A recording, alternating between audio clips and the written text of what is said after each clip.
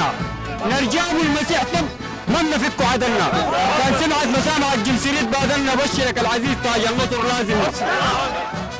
ثورة ضد الكيزان، ثورة ضد الكيزان. الله أكبر، الله أكبر. أولا بسم الله الرحمن الرحيم، الصلاة والسلام على سيدنا محمد صلى الله عليه وسلم، وبعد. التحية للشعب السوداني، والتحية للأشاوس،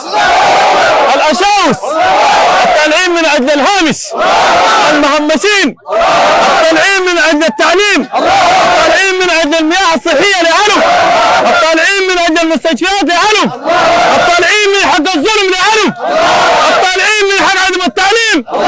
هذه هم الأشاوس الموجودة قدامكم، لهم التحية. وبإذن الله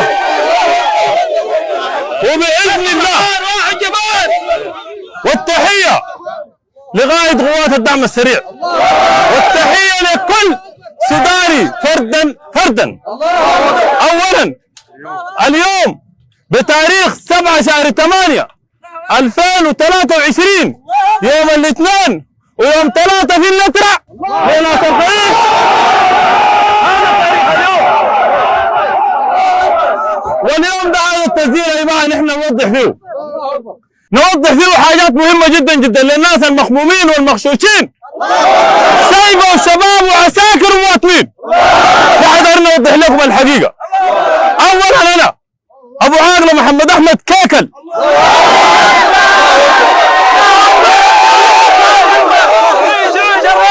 قائد قوات درع السودان، وتم انضمامنا ومبايعتنا لقائد قيادة الدعم السريع السيد محمد حمدان دغلو. وبكل علم قيادات الدرع هذه المبايعة كانت من أجل الدعم للثورة ومن أجل الدعم لحقوق المهمشين. سنظل لمحاربة كل الكيزان سبب هذه الفتنة، لأن الفتنة الحاصلة اليوم الموجودة اللي احنا هسه فيها دي ما حصلت من قيادات، حصلت من كيزان، والكل يعلم ذلك. وبإذن الله لآخر واحد فينا حيحارب الكيزان لغاية ما يكمل بإذن الله. وهذا كما وعدنا في هذه القوات اللي قدامكم دي هي القوة اللي كانت صحيح واقفة في الدرع، فيها كل قبائل السودان، والناس اللي بيغشوا في الناس، والقيادات اللي بتغش في الناس وبتقول الدعم السريع ده اجانب، ده اقتصاديين، ده نيجيريين، وده الملايش. هذا كلام غير صحيح، لانه القبائل الموجوده قدامكم دي والقوة شايفينها عينكم التابعه الصيد كانت في الدرع وانضمت لقوات الدعم السريع. عيال قدامكم دي القوة دي فيها كواهله، فيها شكريه، فيها مسلميه، وفيها بطاحين، وفيها فادليه، وفيها رفاعه، وفيها جعافره، وفيها مغاربه، وفيها كل القبائل، وكلنا فيها، والفونج فيها، والقبائل كلها موجوده في داخل هذه القوة. هذه اللي الهضندوه فيها، البنعامر فيها، والرشايده فيها، كل هذه القوى اللي قدامكم دي، والبوادره فيها، والحلاوين فيها. هذه القوى اللي قدامكم دي ما هي دعمتها، هذه القوى ما هي القوى اللي انتم تتكلموا وانتم تقولوا الدعم السريع هو عنصريه، او تقول الدعم السريع تشادين. عشان نقول الحقيقه والناس اللي بيخموا بها الناس، لو كان تشادي والله نجري ما كان وصل انه يكون نائب رئيس دولة السودان، لانه هذا تعرفوا مين اللي كان كيف انه يكون الان يقول تشادي. يا اخواني ويا اهلي ويا عزي في الوسط عامه وفي الشرق وفي الشمال، هذا خمه من الكيزان الكلام اللي بقول لكم ده. الدعم السريع ما هو نجيب، الدعم السريع ما هو عنصري. نحن وقت بدأنا في الدرع 3 سنة بندعي في المؤسسة العسكرية القوات المسلحة، 3 سنة ما صنعنا جيش ولا صنعنا دعم سريع ولا صنعتنا جهة دعمانا، صنعنا نفسنا بنفسنا لأهل الهامش، لأنه نحن أهل الهامش ونحن من ضمن مهمشين من الإنجليز.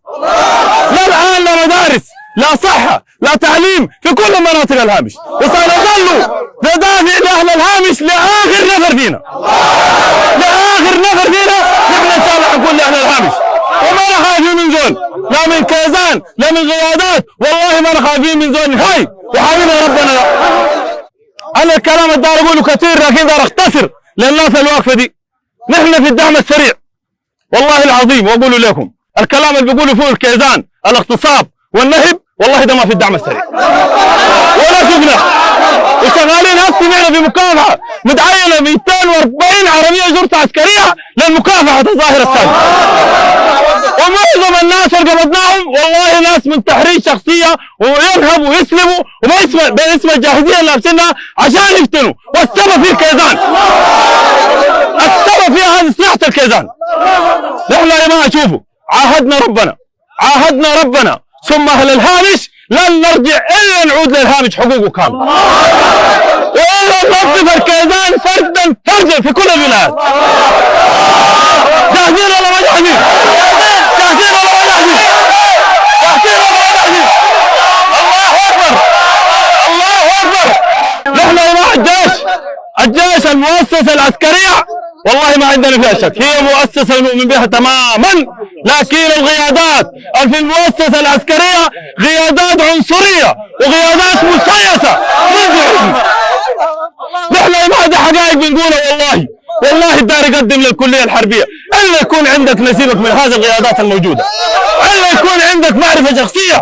الدار يقدم في جامعة الآن معظم الهامش معظم الوسط والشرق مؤمنين من عدم التعليم، وإذا بيعرف الكلام ده. معظم القيادات كلها الآن قيادات مكيزة لن تقدم هذا البلد لقدام.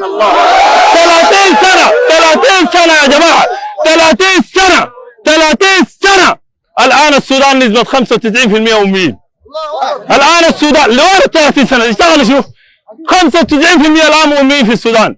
الصحة عدم، مياه الشرب الصالحة عدم، والحروب ما وجبت، وكل السبب هذا الكيزان. 30 سنة المفروض ان السودان يكون نجمة في المجال.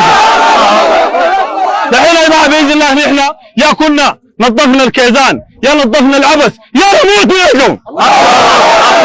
واشكر اخواننا الاعلاميين واشكر القادات الموجودة كلهم الان موجودين في الدرع وانضموا للدعم السريع. واشكر السيد القائد رفيقي وتومي باذن الله حيكون كفلنا واحد اخونا السيد القائد البيشي المقدم البيشي واهله بقوته بالنور الازرق. واشكر كل القيادات الموجوده، ونشكر اخونا جناب احمد على يد الشمال الرجل الكفوح الرجل القيادي الرجل الحميم، ولكم التحيه فردا بدون اي فرق.